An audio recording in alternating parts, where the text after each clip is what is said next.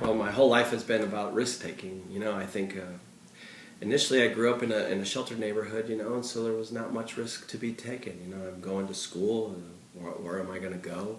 But my dream was to play college basketball. So where does that lead me to? It leads me to the University of California. I've never seen that campus. I never have been there before in my life.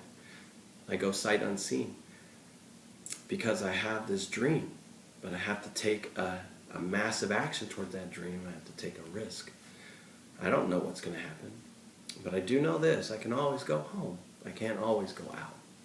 So I make the most out of that scenario. And so all along, my whole path of my life has been all about the risk taking. To become a coach, you're going to move around a lot in this industry. That was a given. To be successful at it, you're going to have to try new things. I never wanted to live my life with regret. I don't want to go back and say, I wish I would have done this. I want to have the memories. So with everything that has come about, I've been in 8 different countries. It's been marvelous. I've gotten to see different cultures, different things. And fortunate enough to have my wife and children join me along this journey too, because they saw the value in taking the risk. We can't always go out and see things. We can always come back home.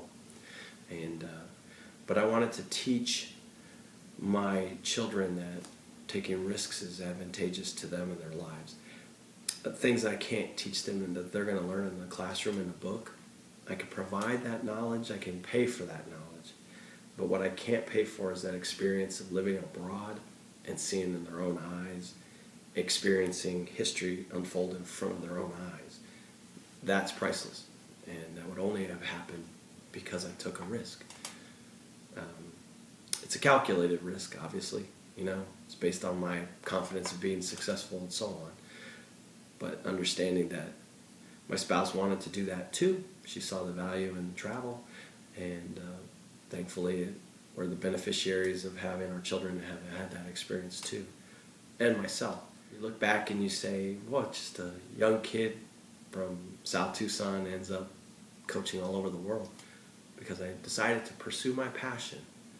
I knew there were roadblocks all along the way, but the word decide means to cut off and not to listen to others that didn't like that, and surround myself with those like-minded individuals that were going to fuel my inspiration.